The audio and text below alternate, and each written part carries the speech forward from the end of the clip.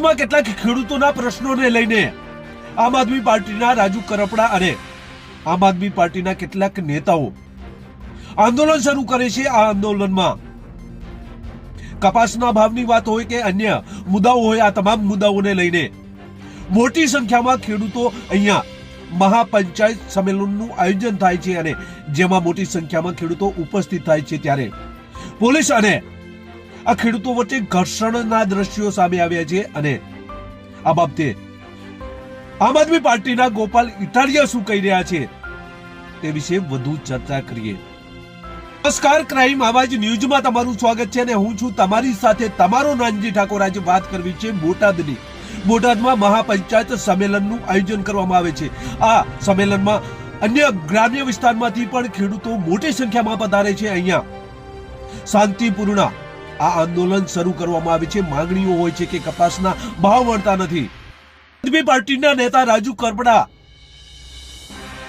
આ સંમેલનના મુખ્ય આંદોલનકારી જોવા મળે છે અને જેમાં મોટી સંખ્યામાં ખેડૂતો ઉપસ્થિત થાય છે। આ આંદોલન શરૂ કરવામાં આવ્યું હતું ત્યારે આંદોલન દરમિયાન રાજુ કરપડા તેમજ અન્ય આમ આદમી પાર્ટીના નેતાઓની ધરપકડ કરવામાં આવે છે। આ તમામ વિડીયો આપણી પાસે આવ્યા છે। એ તમામ વિડીયો ઉપર એક દ્રશ્ય કરીશું, ત્યારબાદ ગોપાલ ઇટાલિયાએ શું કહ્યું તે પણ સાંભળીશું।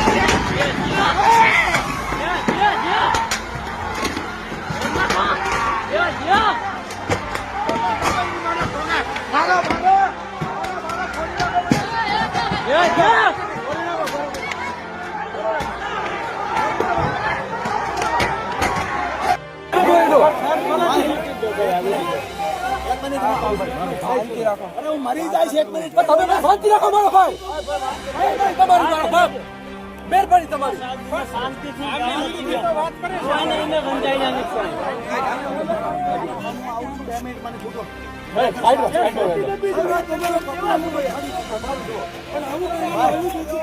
વિનંતી કરું 2 મિનિટ બધા સાઈડ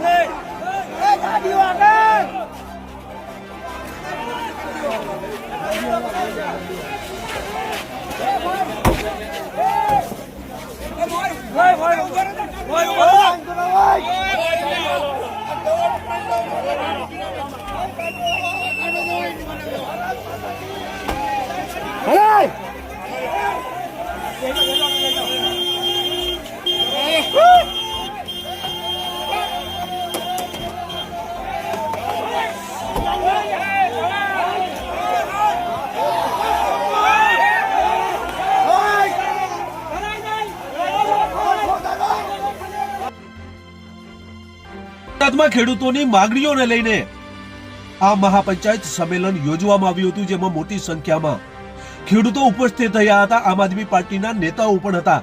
કેટલાકની ધરપકડ કરવામાં આવે છે ત્યારે પોલીસ અને આ ખેડૂતો વચ્ચે ઘર્ષણ થાય છે. પોલીસની ગાડીના ઉપર પથ્થરમારો કરવામાં આવે છે. પોલીસ દ્વારા લાઠીચાર્જ પણ કરવામાં આવે છે. આ તમામ દ્રશ્યો આપણે આગળ જોઈ ચૂક્યા છીએ. ત્યારે આમ આદમી પાર્ટીના વિસાવદરના ધારાસભ્ય ગોપાલ ઇટાલિયા શું કહ્યું એ પણ આ વિડીયોમાં સાંભળીએ.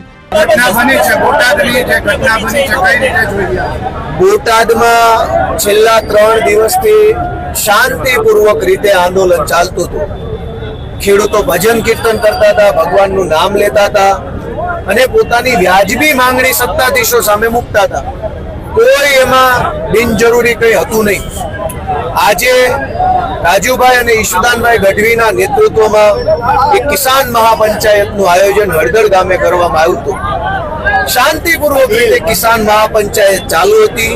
એ દરમિયાન બોટાદ પોલીસે બહારથી કેટલાક બુટલેગરો અને અસામાજિક તત્વોએ ટોળામાં ઘૂસેડી પોલીસે લાવેલા માણસોએ પથરાઓ ફેંકવાનું પોલીસ ઉપર ચાલુ કર્યું અને એના પછી પ્રી પ્લાનના ભાગરૂપે કાવતરું આયોજનબદ્ધ રીતે ગામના લોકોને ચારો તરફથી ઘેરીને બેફામ રીતે માર મારવામાં આવ્યો. લોકોના ઘરોની અંદર તોડફોડ કરવામાં આવી, દુકાનોમાં તોડફોડ કરવામાં આવી અને રાજુભાઈ અને ઈશુદાનભાઈના નેતૃત્વમાં જે ખેડૂત આંદોલન ચાલે છે એ આંદોલન દબાઈ જાય, ખેડૂતની માંગણી દબાઈ જાય અને આખો મુદ્દો આડા પાટે ચડી જાય એવું આયોજન આજે ભાજપના કહેવાથી બોટાદની પોલીસે કર્યું છે. આ ઘટના એકદમ ખોટી છે. આ ઘટના એકદમ દુર્ભાગ્યપૂર્ણ છે. આમ આદમી પાર્ટી પૂરી તાકાતથી જોર જુલમ અને દંડા સામે લડવાની છે. અમે કોઈ આવી ઘટનાઓથી બી જવાના નથી. ગુજરાતના ખેડૂતો, બોટાદના ખેડૂતોની સાથે છીએ અને આવનારા દિવસોમાં હજુ વધુ તાકાતથી ખેડૂતોના મુદ્દે અમે લડતા રહીશું. રાજકોટમાં પરિવર્તન આવનાર દિવસોમાં કોર્પોરેશનમાં થશે એવું લાગે છે? રાજકોટમાં કેવું પરિવર્તન થશે અને કેવી રીતે થશે એ આજની સભામાં ઉપસ્થિત લોકોના ચહેરા ઉપરથી જોઈ શકાય. દરેક વ્યક્તિના ચહેરા ઉપર એક જોશ હતો, એક જુસ્સો હતો અને એક આક્રોશ હતો કે આવવા દો ચૂંટણી, ભાજપ વાળાને મજા ચખાડીએ વિસાવદર વાળા. તો લોકોના ચહેરા ઉપર સાફ સાફ દેખાઈ રહ્યું છે કે રાજકોટ ભાજપે બિસ્તરા પોટલા બાંધી લેવાના છે અને આમ આદમી પાર્ટીની રાજકોટ મહાનગરપાલિકામાં સરકાર બનશે. અમારી સરકાર આવે ત્યારે તપાસ કરશું અને લોઢાના મેડલ આપશું. જે લોકો ભાજપના હાથા બન્યા છે, સરકારી માણસો, જે સરકારી અધિકારીઓ ભાજપની દલાલી કરે છે, એને વ્યવસ્થિત રીતે લોઢાના મેડલો અમારી સરકાર આપે. ખેડૂતો ઉપર લાઠીચાર્જ કરવામાં આવ્યો પોલીસ દ્વારા, કઈ રીતે જોયું? ખેડૂતો ઉપર લાઠીચાર્જ જે પોલીસે કર્યો એ પોલીસની હિંમત છે કે બુટલેગર ઉપર લાઠીચાર્જ કરે? ખેડૂતને દંડો મારી શકો છો, કેમ કે ખેડૂત છે એ ભોળો છે, ખેડૂત સહજ છે. ડ્રગ્સ માફિયાઓને દંડો મારી શકશે ગુજરાતની પોલીસ? વ્યાજ માફિયાઓને મારી શકશે?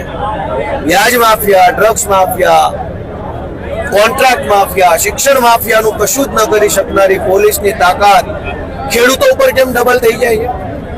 ગુજરાતનો ખેડૂતનું સ્વાભિમાન અને ગુજરાતના ખેડૂતની ખુમારી શું છે એ આવનારા દિવસોમાં અમે ભ્રષ્ટ ભાજપને બતાવશું. બોટાદથી બગાવતની એક શરૂઆત થઈ હોય તેવું અત્યારે ચર્ચાઈ રહ્યું છે. ગાંધીનગર સુધી આ બગાવત પહોંચશે? આ બગાવત નથી, આ અધિકાર માંગવાની લડાઈ છે. બગાવત તો ભાજપે ખેડૂતો સાથે કરી છે. જે ખેડૂતોએ ભાજપને મત આપ્યા એ જ ખેડૂતોને માર માર્યો. બગાવત ભાજપે કરી છે અને ખેડૂતો પોતાના અધિકાર માગી રહ્યા છે. આમ આદમી પાર્ટી અમારા નેતા ઈશુદાનભાઈના નેતૃત્વમાં ખેડૂતો માટે પૂરી તાકાતથી લડાઈ લડવા માટે સુસજ્જ. મહાપંચાયત સંમેલન જેમાં આજુબાજુના તમામ જે ખેડૂતો છે એ મોટી સંખ્યામાં અહીંયા ઉપસ્થિત થાય છે. આ સંમેલન ચાલી રહ્યું હતું તેવામાં પોલીસ અને પ્રજા વચ્ચે જે ઘર્ષણ થાય છે અને એ ઘર્ષણના દ્રશ્યો પણ સામે આવ્યા છે, જેમાં પોલીસની ગાડી તોડી નાખવામાં આવે છે, પોલીસ ટીયર ગેસનો ઉપયોગ પણ કરે છે અને લાઠીચાર્જ પણ કરે છે. આ તમામ જે દ્રશ્યો સામે આવ્યા છે એ દ્રશ્યો ઉપર પણ નજર કરીએ.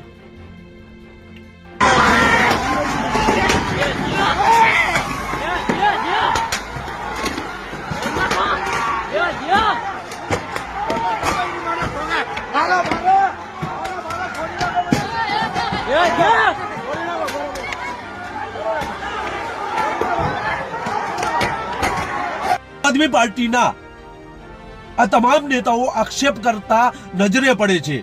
ભારતીય જનતા પાર્ટીના ઈશારે પોલીસ કામ કરતી હોય તેવા આક્ષેપો પણ જોવા મળી રહ્યા છે અને આમ આદમી પાર્ટીના નેતાઓની ધરપકડ પણ કરવામાં આવી છે. કેટલાક ખેડૂતોની ધરપકડ કરવામાં આવી છે પથ્થરમારાને લઈને. કેટલાક ખેડૂતો સામે ફરિયાદ પણ કરવામાં આવી છે. ત્યારે આ હતું બોટાદનું દ્રશ્ય. બસ જ, જો તમે અમારી ચેનલમાં નવા છો અને આવા જ લેટેસ્ટ ન્યૂઝ જોવા માંગો છો તો અમારી ચેનલને અત્યારે સબસ્ક્રાઇબ કરો, જેથી આવનાર લેટેસ્ટ ન્યૂઝ તમારા સુધી પહોંચી શકે. નમસ્કાર.